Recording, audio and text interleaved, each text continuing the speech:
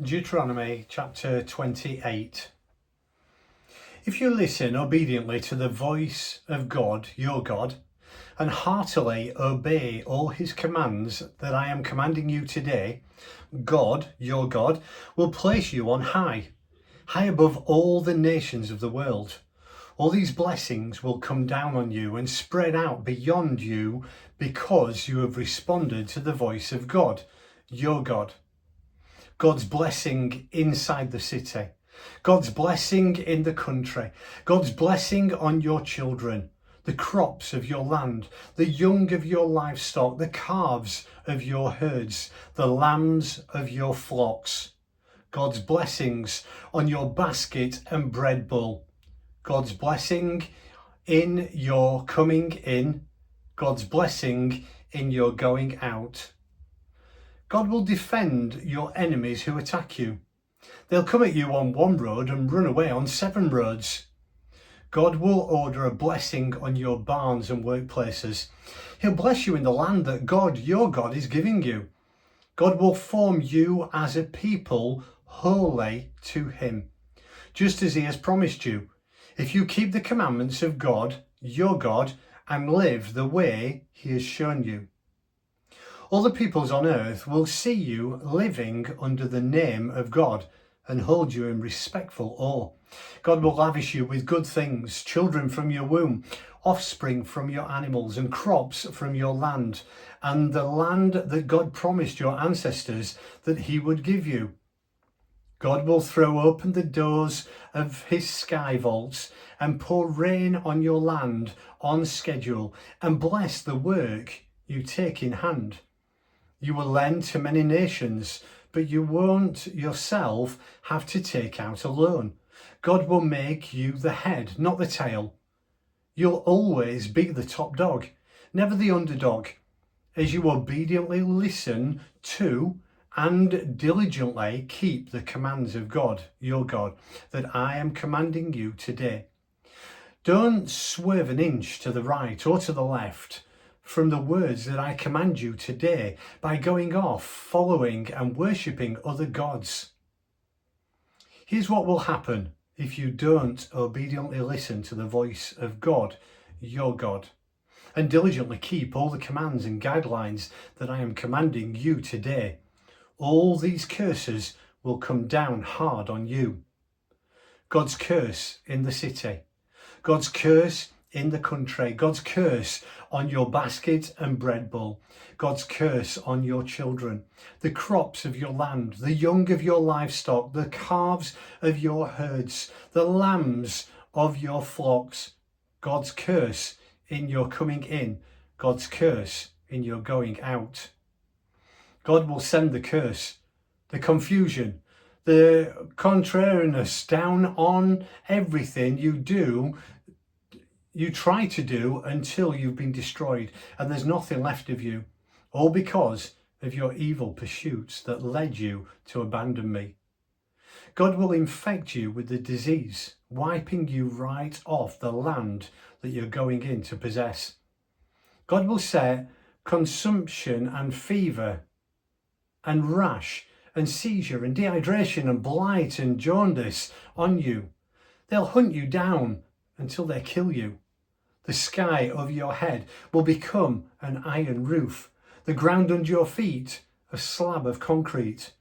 From out of the skies God will rain ash and dust down on you until you suffocate. God will defeat you by enemy attack. You'll come at your enemies on one road and run away on 7 roads. All the kingdoms of earth will see you as a horror.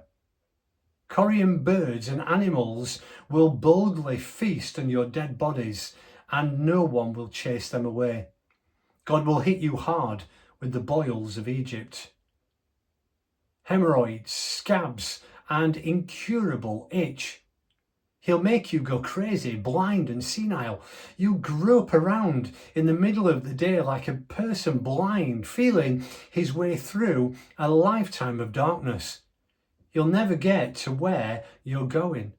Not a day will go by that you're not abused and robbed, and no one is going to help you. You'll get engaged to a woman and another man will take her for his mistress. You'll build a house and never live in it. You'll plant a garden and never eat so much as a carrot.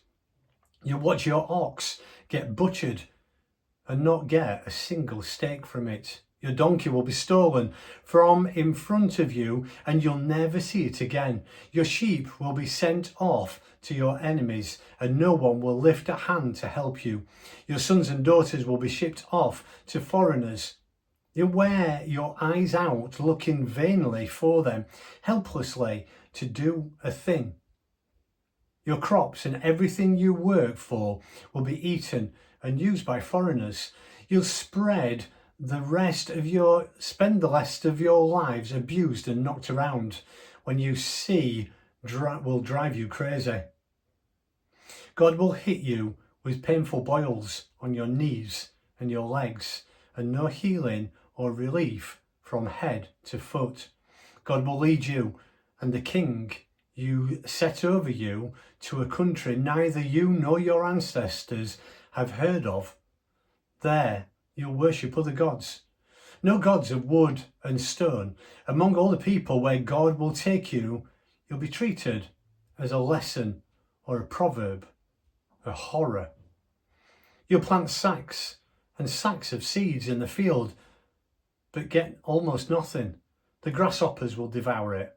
You'll plant a hoe and prune vineyards, but won't drink or put up any wine. The worms will devour them.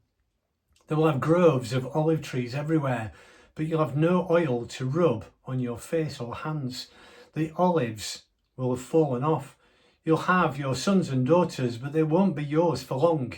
They'll go off to captivity. Locusts will take over all your trees and crops. The foreigner who lives among you will climb the ladder higher and higher while you go deeper and deeper into the hole. He'll lend to you, you won't lend to him. He'll be the head and you'll be the tail. All these curses are going to come on you.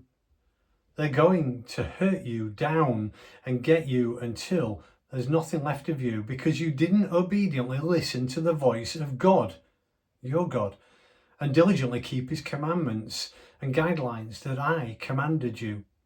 The curses will serve as signposts, warnings to your children ever after. Because you didn't serve God, your God, out of the joy and goodness of your heart in the great abundance, you'll have to serve your enemies whom God will send against you. Life will be famine and drought, rags and wretchedness. Then he'll put an iron yoke on your neck until he's destroyed you. Yes, God will raise up a faraway nation against you, swooping down on you like eagles, a nation whose language you can't understand, a mean-faced people, cruel to grandmothers and babies alike. They'll ravage the young of your animals and the crops from your fields until you're destroyed. They'll leave nothing behind, no grain, no wine, no oil, no calves, no lambs, and finally, no you. They'll lay siege to you while you're huddled behind the town gates. They'll knock those high, proud walls flat, those walls behind which you felt so safe. They'll lay siege to your fortified cities all over the country, this country that God, your God, has given you. And you'll end up cannibalizing your own sons and daughters that God, your God, has given you. When the suffering from the siege gets extreme, you're going to eat your own babies. The most gentle and caring man among you will turn hard, his eyes evil against his own brother, his cherished wife, and even the rest of his children who are still alive, refusing to share with them a scrap of meat from the cannibal child stew he is eating. He's lost everything, even his humanity. In the suffering of the siege that your enemy mounts against your fortified towns, And the most gentle and caring woman among you, a woman who wouldn't step on a wildflower, will turn hard, her eyes evil, against her cherished husband, against her son, against her daughter, against her even the afterbirth of her newborn infants. She plans to eat them in secret. She does eat them because she has lost everything, even her humanity, in the suffering of the siege that your enemy mounts against your fortified towns. If you don't diligently keep all the words of this revelation written in this book, living in holy awe before this name, glorious and terrible, God, your God, then God will pound you with catastrophes, you and your children, huge, interminable catastrophes, hideous, interminable illnesses. He'll bring back and strike you with every old Egyptian malady and that once terrorized you, and yes, every disease and catastrophe imaginable, things not even written in the book of this revelation, God will bring on you until you're destroyed, because you didn't listen obediently to the voice of God, your God. You'll be left with a few pitiful stragglers in place of the dazzling stars in the heavens, multitude you had become. And this is how things will end up. Just as God once enjoyed you, took pleasure in making life good for you, giving you many children, so God will enjoy getting rid of you, clearing you off the earth. He'll weed you out of the very soil that you are entering in to possess. He'll scatter you to the four winds, from one end of earth to the other.